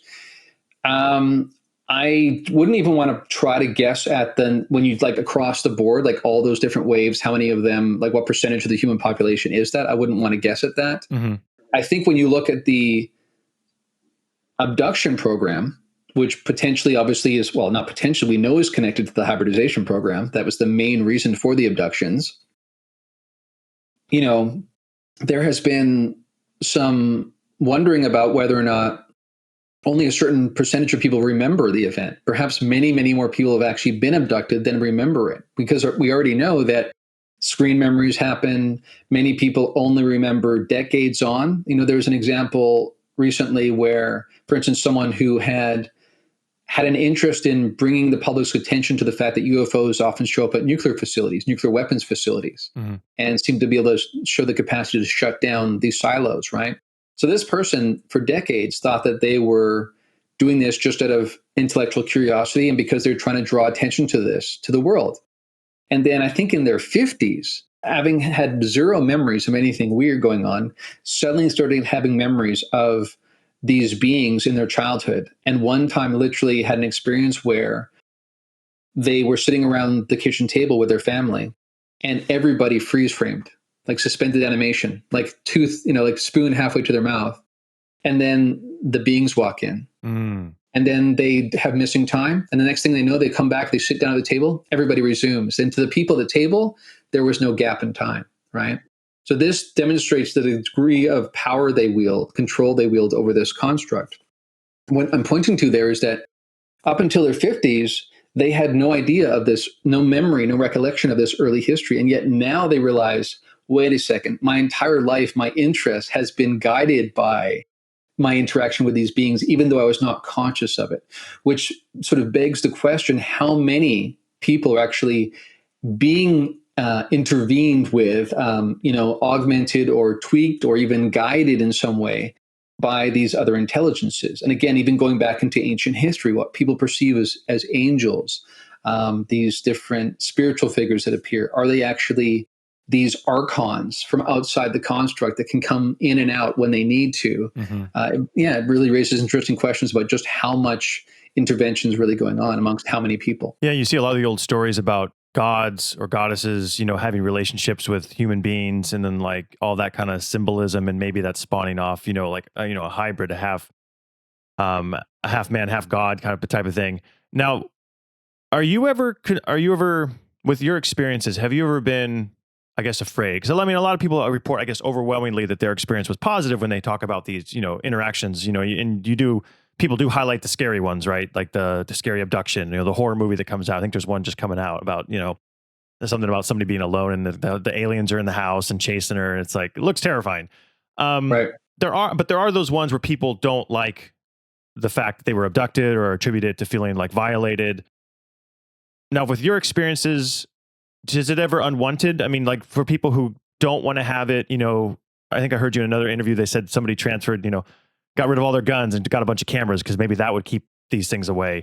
Are there people who don't want it and are able to keep it away? Or when you say we kind of lose control here and the power that these things have over our paradigm, are they able, just doesn't matter? And you're kind of, if you're one of those ones that's picked out, and if you are maybe a hybrid and you're just, terrified of these experiences, like how do you have any say in this? Or are we kind of, and that I know it gets into like the scare people, but it's like at the same time, there are those experiences, Absolutely. I mean, I think one of the confusing, paradoxical aspects of the UFO phenomenon is that even for people who later on come to have an overarchingly positive view on their experiences, they usually initially are absolutely terrifying because they involve ontological shock.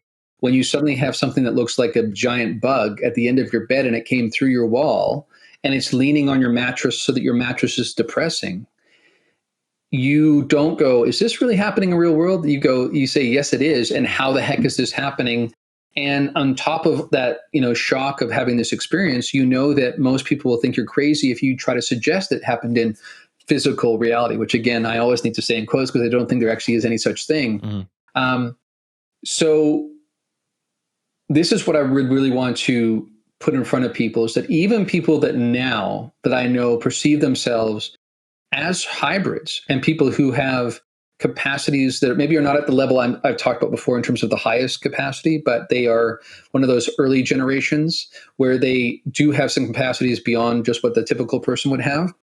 They had abductions where they were terrified. Sometimes these people were terrified for like 20 years before they had the wake up, right? Like I talked a minute ago about the person who only in their 50s that had come online.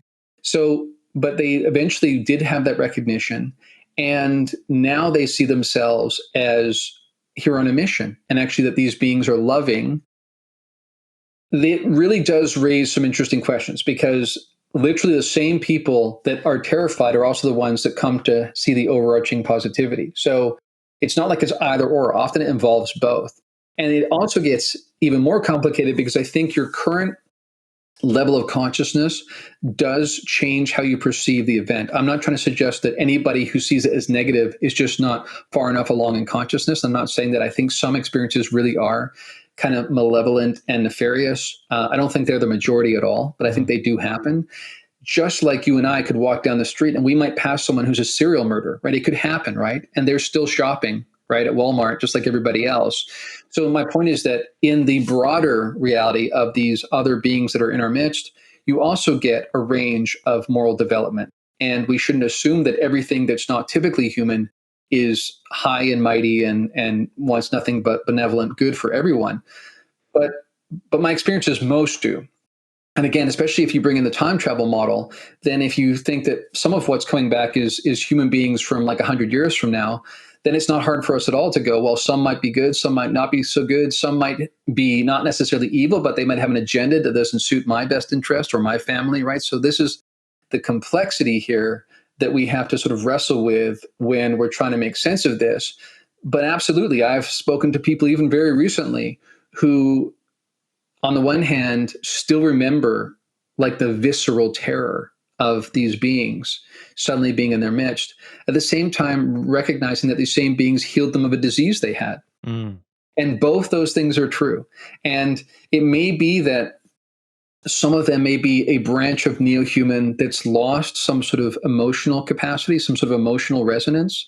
So they maybe have gone so far in the logical kind of frame of mind because they perhaps, and this is part of the lore, right, that some of them saw our trajectory as so troubled by emotive reactionism that they sort of moved more towards like a logical kind of rational way of seeing the world fully, and sort of therefore reduce their capacity for emotional intelligence, which I would suggest is not what you want to do.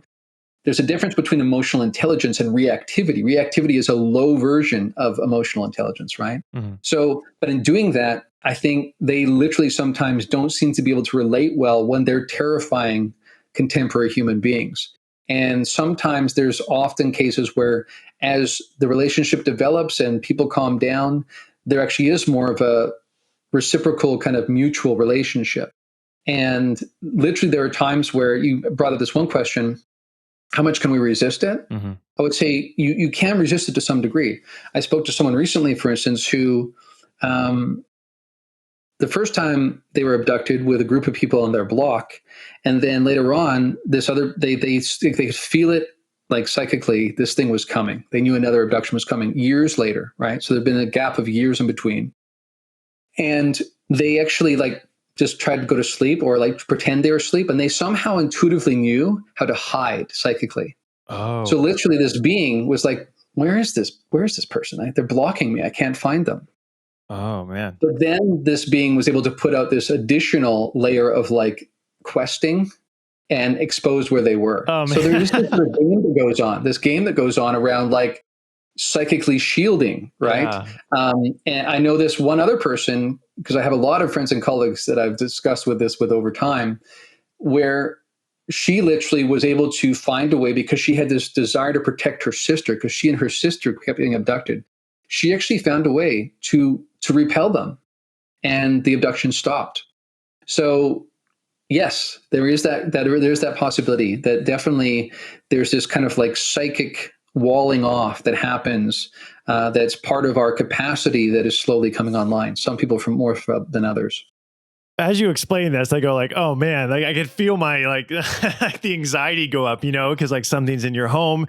You don't want, I mean, I have 3 children. I'm so protective of them. You think about home invasions. I mean, you think about just all those emotions on an evolutionary, protect your family, your love for them. And so to have something kind of break that down, it's like terrifying. You know what I mean? To lose that control, to not be able to do anything. And then you talk about like trying to hide yourself and like this. I mean, I think I would struggle mightily with that perception. And that's exactly why disclosure is so complicated, because as you kind of hinted at earlier, if disclosure includes the majority of the population finding out that sometimes beings can come into your home and there's nothing the police or the military or anybody else can do about it, and stalking your home with guns won't do anything because they can just freeze frame you. I mean, again, most of those have actually good intentions in mind. So I don't want to scare people. Actually, my overarching goal here is to say that most of this is a benevolent move towards an evolution of consciousness. But nevertheless, when we, as you just pointed to, have these fight or flight responses rooted in evolutionary consciousness, then we have things like young children. I know exactly what you mean. When my kids were really young, there's that feeling you have that like never could you be a more vicious being than if you had to protect those kids, right? Like it just that comes online, and it's incredibly strong. So for people to recognize that this is part of what's going on in our reality. Secondly, one of the things I try to bring out in my course is that we want to increase our energetic awareness, and that allows us to bring online things like psychic shielding that some of those people do, right? So, but it begins with being aware. So you begin to tune up your ability to know really what's going on with you, what's going on with people around you. And all of this expanding of awareness begins to give you more of a subtle control over the energetic aspects of reality, which actually are the ones that are the most real. Everything we see in the physical world is just sort of like the surface manifestation. So this is something that one day will be taught in high schools, right? It'll be something that eventually people recognize this needs to be part of our upbringing, is to learn how to wield these sort of energetic skills. It's very reminiscent when you're talking about this kind of stuff about just like paranormal, and when you kind of start to access this stuff, and like how religion teaches, like once you open the door's open, and now things can see you too. Is that true for this phenomenon in terms of if I just spoke to a friend, because something we're trying to do on the podcast is get individuals over with personal stories to talk about what they experienced, because you can get experts on all day long and they can talk about theoretically what they studied, what they saw, but to get that person in there and talk about it. And this person was talking about how they got into meditation, and so they started hearing a voice, they could read people's thoughts. They started having all these things happen to where like they knew something was going to happen before it happened. And it got to a point where it kind of unraveled on them. And they had to let it go. But once that door's open, can these entities, whatever they are, grays or whatever, see you? And now it opened, and it's an invitation now to a potential abduction or something else, which then gets weird into like possessions and what those are, and how I start to go like, my head just explodes. Yes. So I say yes to everything you said, in the sense that on the one hand, we have more capacity to control what happens to us when we begin to exercise these skills. But at the same time, initially, yes, you can sometimes knock on a door and have it opened by maybe an entity that you weren't expecting to encounter.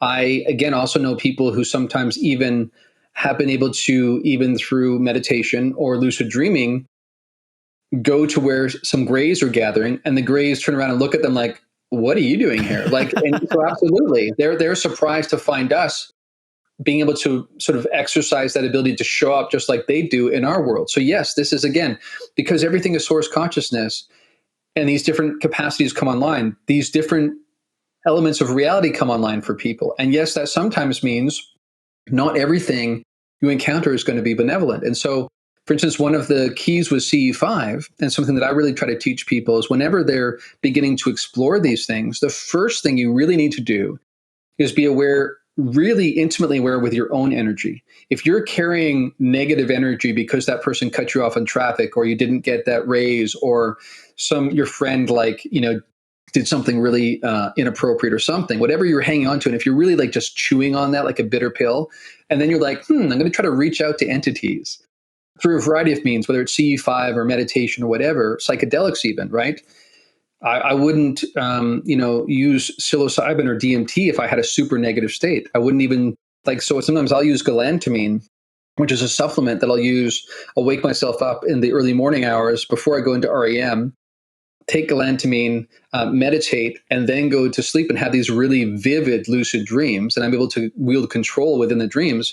But I know from experience that if I go in with the residue of negative energy, it'll manifest in the dream. Mm-hmm. And because everything, like we talked about earlier, is actually dreamscapes, your energy that you bring to whatever you're seeding, whether it's a CE5 experience or a lucid dream or a DMT experience or meditation, absolutely, that can seed the experience. It can even be like the number you end up calling unconsciously when you're reaching out across some sort of dimensional portal. Mm-hmm. So all that is to say, I always teach people to know how to ground yourself. First of all, be very aware of your energy. Make sure you've transmuted energy. You're going with positivity. You're going to connect with something positive, like equals like kind of thing, if you're going in with that intention. If you are unconscious about the fact that you have all this negative residual energy, you may very well end up contacting or opening up some sort of communication with a being that you didn't intend to. So these are things, again, that one day people will recognize is just commonplace and something we will all learn about. And is that what you're speaking about, kind of malevolent entities that could obviously potentially be out there, just like there are in our communities? Now, when you're the energy level, maybe we are unaware of what we put out in terms of like the negativity. So then that kind of sends a signal up to this thing to like, hey, it's open, and now it's drawn to you. Is that kind of like an energy thing? Yeah, like some of them are like basically interdimensional parasitic entities. So the same way that we might have some sort of virus or something that, or some sort of worm that works its way in and is actually eating whatever you're consuming kind of thing.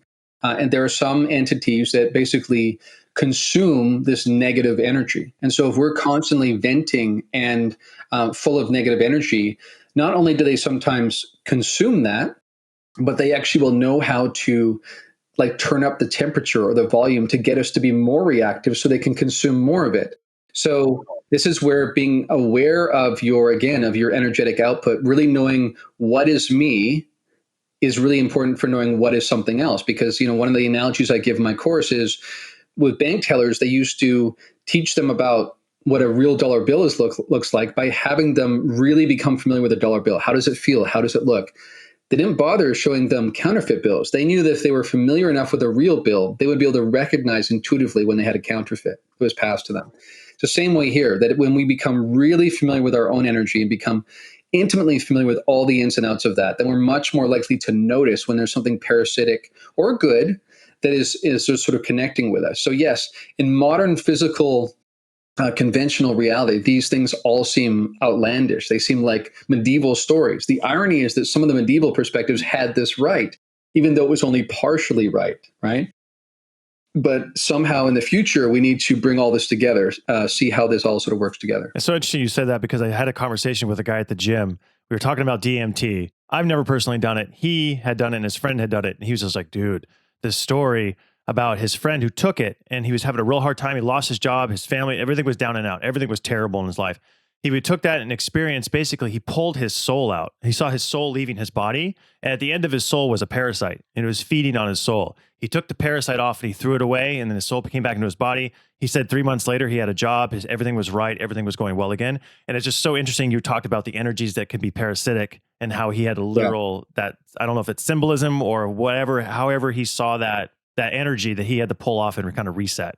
Absolutely. And again, this is where I want to remind people that everything we see in the physical world is symbolic, right? This is the point. Like anything in manifestational reality is symbolic in a way. So that is no less real what he experienced than when you have somebody tailgating you and seems to have really negative energy. It's the same sort of idea, right? And it can rile you up. You can either choose to be a benevolent entity who's trying to spread love in the world, or you can like get, oh, I want to kill that guy. Like, how dare he do this, right? Like, then you're adding that to the mix, right? And so again, one of the things that became very, very clear to me in one of my experiences was that everything we do, every decision we make, every emotive reaction we have, every thought we even entertain impacts other sort of dimensions of reality and vice versa. There's this constant interference pattern between like different frames of reality. And so that makes you even more aware about this and more concerned about being aware of it, because you realize not only do my actions impact my family and my friends and my coworkers, but it's impacting realities that I'm not even aware of right now, and vice versa. So again, there's this spiritual cleanliness around being aware of your output, what you're emitting to the world energetically, because ultimately, again, getting back to Bernardo's model about this all being a dreamscape, that's ultimately what really matters. Mm-hmm. And again, in between lives, even that is actually what we take with us. None of these other things, no cars or houses are coming with us, but the energy we cultivate will. That's interesting. You make a point about when you go into like an exorcism, they say like you have to confess your sins and kind of make sure you're clean and pure before you engage in contacting whatever is causing the issue. There's very weird similarities there between I think you're saying like if you do want to dabble in some of these psi phenomenon, like you should make sure your energies, you're clean, you're pure, you have good intentions. Do you see the parallels there in terms of? Totally, absolutely. And I mean, so back when in my Christian era, I'd gone on like trips to parts of the third world where, I would see things happen that were different than what would happen in North America, partly because I'm not trying not to introduce too many groundbreaking kind of notions in one interview, but even what reality manifests like is different in different parts of the world, because ultimately how reality manifests is sort of like the culmination and the combination of all the conscious agents working together in that area. So that's why you can go to some parts of the world and you literally see things happen that look like something like a possession or some sort of exorcism. Those kind of things happen because the way that we seed the construct changes what the construct actually looks like. So this is another way that, for instance, like synchronicity comes into the mix. As if we haven't covered enough topics. But, with synchronicity, it's like I actually think what's happening is we're tuning into the deeper structure below space-time that I talked about earlier. And there's moves happening, like tectonic moves happening there, for which we get the derivative, like shadows on the wall, of what seem like these moments of synchronicity. But actually, that's inevitably what happens is physical reality gets changed, manifests differently because of us moving on this deeper level. So again, and again, that's how these others can manipulate space-time, not just because they have, some of them, greater technology, but some of them it's without technology. It's just that they can access the construct itself energetically and change it, like author it, the same way that you might be able to get into the source code of a video game and put some trees up and a mountain and that kind of thing. Mm-hmm.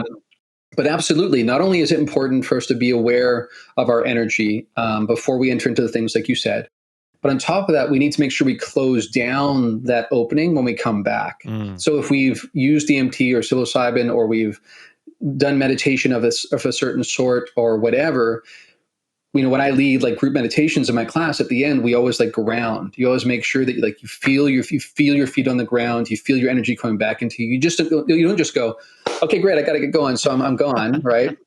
That's not what you want to do. You actually want to take time to like land back in your body, close the opening so that you don't have this little leaky valve, like an immune system that's not working properly, right? You want to exercise spiritual hygiene, energetic hygiene, so that you can enter these different domains, but when you come back, close the door firmly so that that you're back where you were and you don't have that vulnerability. So you think possessions are what then? I mean, does something can something get into you that's parasitic and something that latches onto you, whether that's an entity that we view like as an alien consciousness or something that's tapping into you, or do you view it as, you know, a more Christian sense? I mean, have you kind of abandoned that view and more it's more about like maybe you've just something's latched onto you that's kind of just negative? Or how do you view possessions, I guess, when you see some of these really cases that are really unexplainable, like, you know, the 1% or the 0.1%, whatever that is?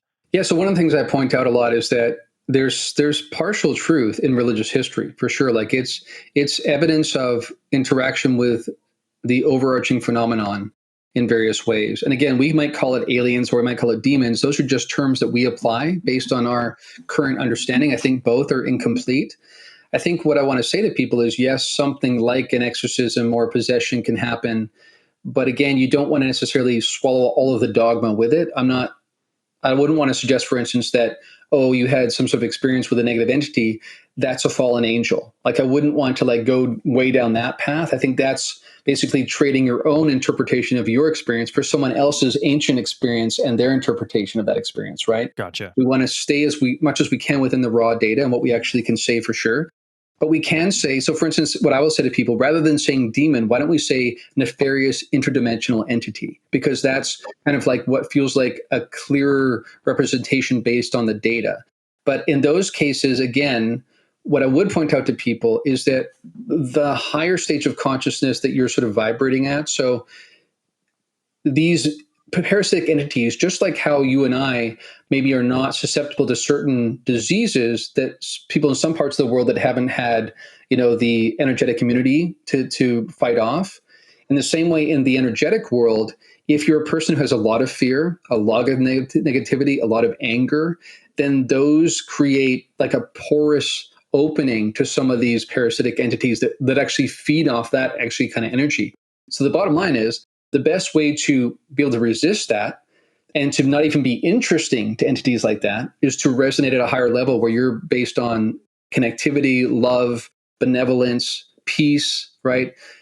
Equanimity, those kinds of traits. If you have that, then you are not interesting to those. And you also have developed a spiritual immune system, an energetic immune system that makes you virtually invulnerable to them. Okay. So you would say if you can't get that spiritual energy right, don't mess with it. Don't open the door. Correct. Yeah, I would say that if you find that you are a person with a lot of fear, that you immediately, every time you hear a noise, you think it's something bad and you're scared. And I would say you probably have something from your childhood or something that you need to work through yourself. And if that is your state, if that is your configuration, then yes, that would potentially be a reason not to do CE5 or psychedelics until you've kind of like raised your sort of baseline of vibration. Final question for you, and I can't thank you enough for coming on and being so willing to talk about these things. Like, I love these topics, and I'd love to have you back on in the future to go down more rabbit holes. It's been really fun. Sure.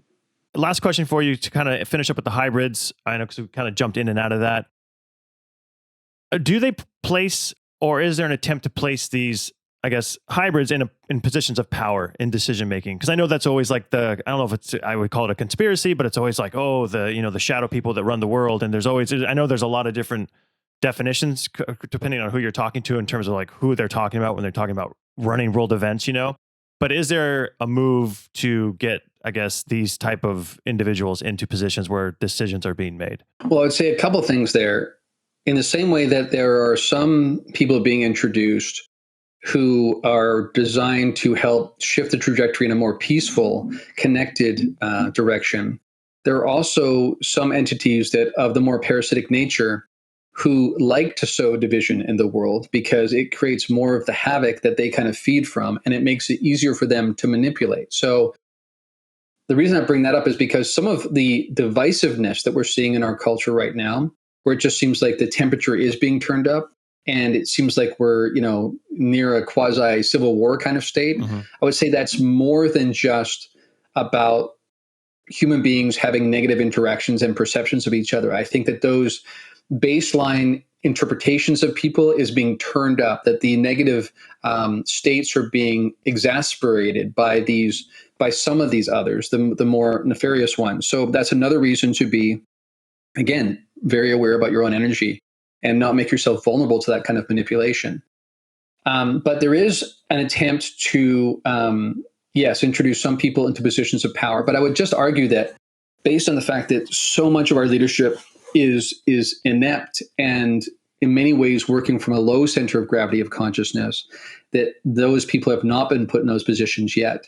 And actually that the overarching perspective has been more, I would argue, to be one of like a grassroots kind of rising up, of raising the consciousness. So eventually you'll see that bleed into leadership and things like that. Mm-hmm. But if that were to happen too quickly by just like sort of taking out like political leaders and replacing them with hybrids, that's not the way that I see it actually happening. And I would actually argue that you can see that in the state of leadership in the world right now, that we're not seeing the greatest examples of human consciousness filling those positions right now. It's more of a grassroots movement that's meant to, over time, slowly raise the collective center of gravity. It's interesting you kind of frame it. I almost had the vision, again, from a kind of a Catholic upbringing, is like the good and the evil, and kind of this kind of that's kind of warring for your energy to be a certain way, for events to unfold a certain way.